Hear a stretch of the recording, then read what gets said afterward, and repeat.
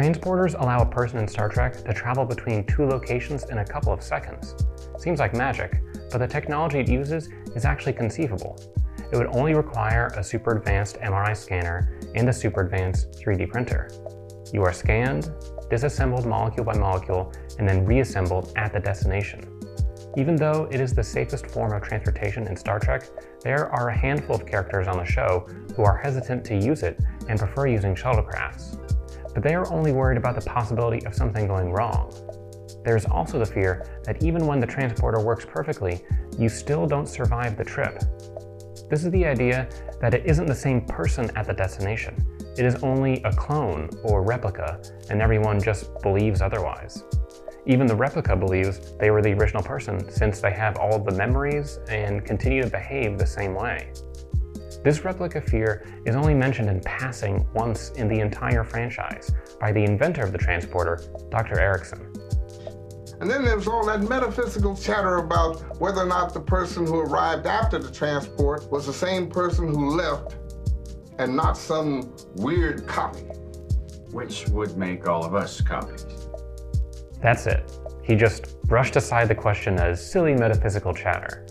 But here's a transporter malfunction that would never be in a Star Trek episode because even Erickson couldn't ignore it. So there's a force field in the cargo bay and they can't get rid of it. And they need to beam someone from one side of the cargo bay to the other. The transporter scans them and materializes them on the other side of the force field, but the original is still there. There was a malfunction and the transporter did the reassembly, but not the disassembly. The first person anticipated experiencing the future of the second person, but now they are looking at each other, and the first person is still experiencing their point of view, not the person's at the destination. This plainly shows that transporters don't work. They don't let you travel instantaneously. They just kill you and make a clone. It is usually at this point in the conversation when Trekkies start referencing various technobabble phrases from different episodes.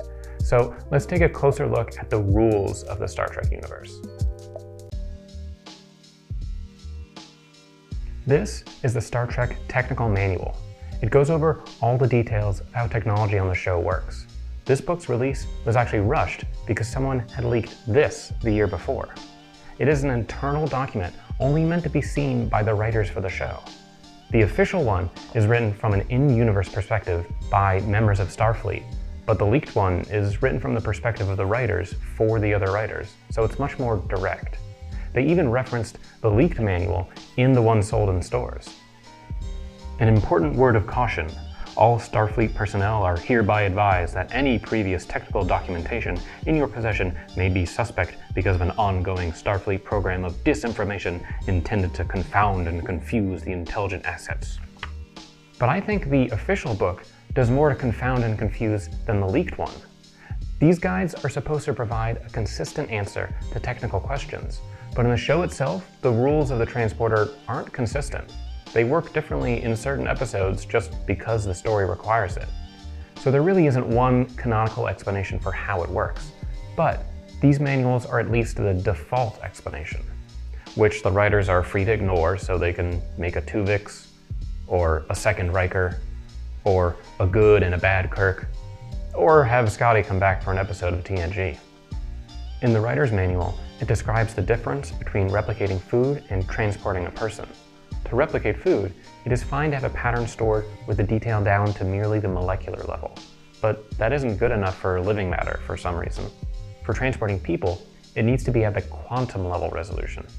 All that data, down to the position and motion of all the electrons, would be way too big of a file even for the 24th century computers to save. The spaceships have enough memory to process the data, but not enough to store it.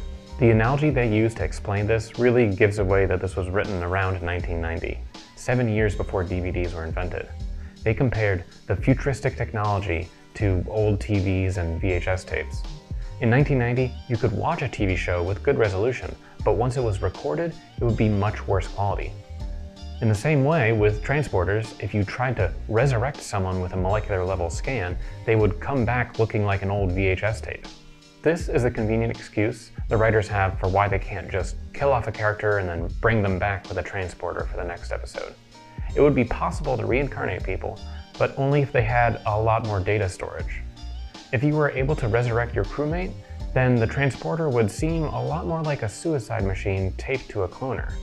The writers aren't trying to be scientifically accurate. They just want to move the story along, so they throw some technobabble at the audience until they submit. If someone asked Dr. Erickson, inventor of the transporter, why they shouldn't be worried about surviving a transport, he might say, "Don't worry, we have compensated for all the quantum and energy states of all the electron shells and the Brownian motions of every subatomic particle of every atom," which doesn't explain anything, but does succeed in making you want to use the transporter just to get out of the conversation. But I wouldn't need to be bullied by technobabble to use a transporter. Here's where I finally explain the second part of the title of this video, why I'd still use a transporter anyway. We've already gone over why you have no reason to anticipate experiencing the future after being transported, but here's a much bolder claim. Normal survival is just as bad as being transported.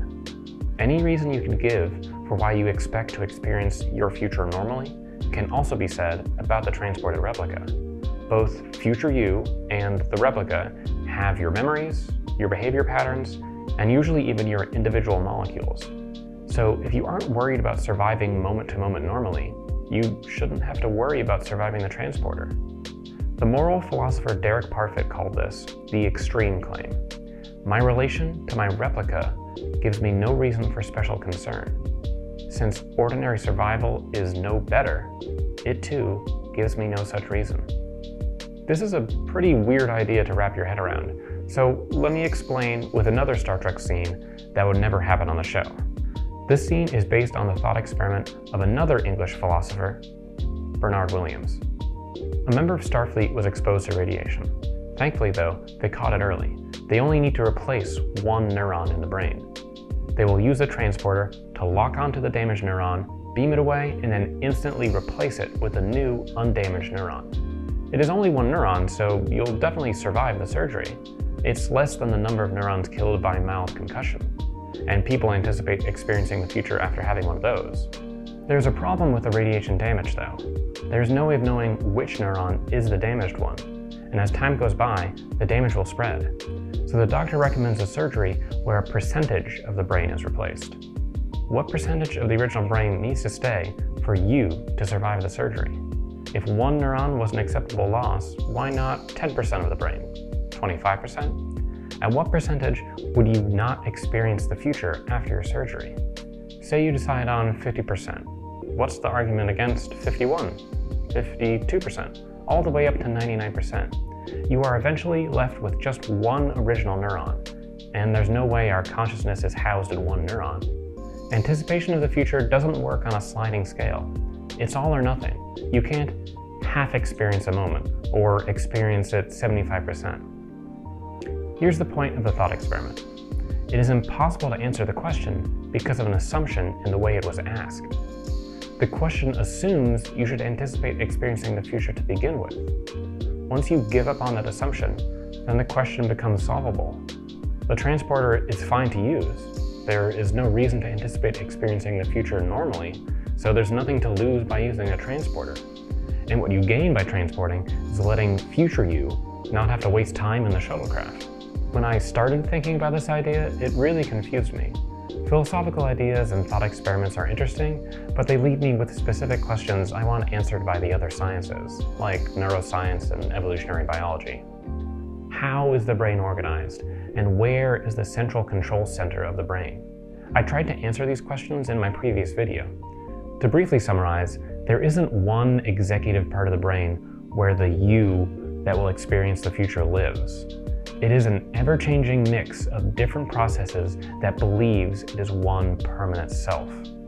There's also the biology question of how this anticipation of future experience evolved. Why would we evolve to think like this if that's not how our brains actually work? I tried to answer these questions in my first video, so I'd recommend checking that out if you're curious. The video also tries to answer the question, what am I supposed to do about it? Spoiler alert, it isn't nihilism and hedonism. So don't worry, this isn't that kind of a YouTube channel. If it seems impossible to make sense of life without this anticipation of the future, just remember that it also seems impossible to live without money for some people. But They manage without it in Star Trek. The acquisition of wealth is no longer the driving force in our lives. We work to better ourselves and the rest of humanity. Same is true for the self. We don't need to banish the self or money, but once they aren't the driving forces in our lives, we can work to better our future selves and the rest of humanity too. Thanks for watching. May the Force be with you.